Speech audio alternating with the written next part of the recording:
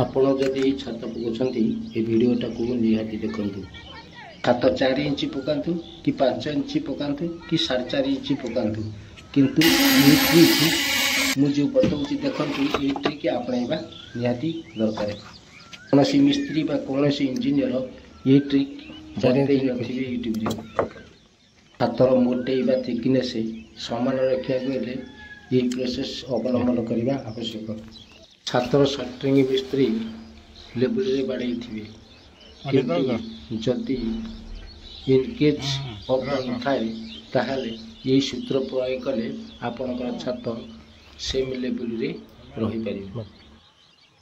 ଛାତର ଉପର ଅଂଶ ସମାନ୍ତର ଭାବେ ରହିପାରିବ ଏବଂ ଗ୍ରିଡ଼ିଂ କରିବାରେ କୌଣସି ଅସୁବିଧା ହେବ ନାହିଁ। ଆମେ କ'ଣ କରିବା ନା, ପଟା ଠାରୁ 4 ଇଞ୍ଚ ମାପରେ, ଯଦି 4 ଇଞ୍ଚ ଛାତ ପକାଉଛନ୍ତି 4 ଇଞ୍ଚ ମାପରେ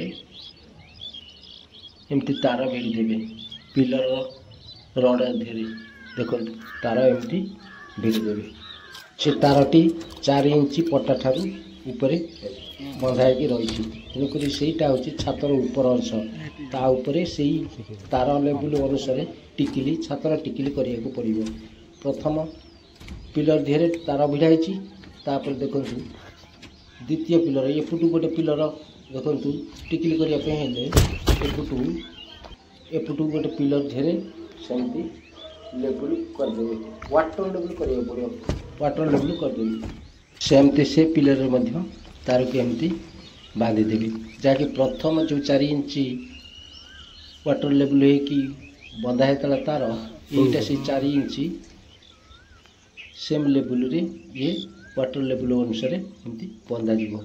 ଦେଖନ୍ତୁ ଗୋଟେ ପିଲା ବାନ୍ଧୁଛି, ଏମିତି ବନ୍ଧାଯିବ। ଯେଉଁ ଜାଗାରେ ପାଣି ରହୁଛି ସେଇ ଜାଗା ହେଉଛି 4 ଇଞ୍ଚ। ତେଣୁକରି ସେଠି ଯଦି 4 ଇଞ୍ଚ ଛାତ ପଡ଼ିଲା, ଏଠି 4 ଇଞ୍ଚ ଉପର ଅଂଶ ପୁରା ସମାନ ଭାବରେ ରହିବ। ଏମିତି କରି ଯେଉଁ ଜାଗାରେ ଆପଣ ଟିକିଲି କରିବାକୁ ଚାହୁଁଛନ୍ତି ସେଇ ଜାଗା ମାନଙ୍କରେ ଏମିତି ପିଲର ମାନଙ୍କରେ ତାର ଏମିତି ବାନ୍ଧିଦେବେ ଲେବୁଲ ଅନୁସାରେ। ତାପରେ ଟିକିଲି କରିକି ଛାତକୁ ପକାଇଲେ ଛାତର ଉପର ଅଂଶ ପୁରା ସମାନ ହେଇକି ରହିବ। ଯଦି ଛାତ 4 ଇଞ୍ଚ ପଡ଼ିଥାଏ 4 ଇଞ୍ଚ ରହିବ, 5 ଇଞ୍ଚ ପଡ଼ିଥିଲେ 5 ଇଞ୍ଚ ରହିବ, 4.5 ଇଞ୍ଚ ଯଦି ଛାତ ପକାଉଥିଲେ 4.5 ଇଞ୍ଚ ରହିବ, କିନ୍ତୁ ଉପର ଅଂଶ ସେମ୍ ହେଇକି ରହିବ। ଏମିତି କରିବା ଦ୍ୱାରା ଗୋଟେ ପ୍ଲସ୍ ପଏଣ୍ଟ ରହିବ, ଯାହାକି ଆପଣଙ୍କର ଛାତର ଗ୍ରିଡ଼ିଂରେ କମ୍ ମସଲା ଲାଗିବ ଏବଂ ସମାନ ଭାବରେ ସାଇଜ୍ ହେଇକି କାମଟି ହୋଇପାରିବ। ଉଞ୍ଚ ମାରିକି ଆଦୌ ଟିକିଲି କରିବେ ନାହିଁ।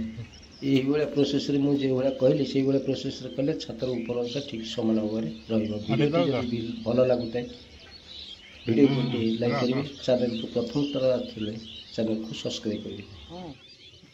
ସଙ୍ଗେ ସଙ୍ଗେ ଅଲ୍ ନୋଟିଫିକେସନ୍ ଘଣ୍ଟିକୁ ଦବାଇ ଦେବେ, କାରଣ ମୁଁ ଯେତେବେଳେ ଭିଡ଼ିଓ ଅପଲୋଡ଼ କରିବି ଏଇଭଳିଆ ଭିଡ଼ିଓ ଆପଣ ସର୍ବପ୍ରଥମେ ଦେଖିପାରିବେ।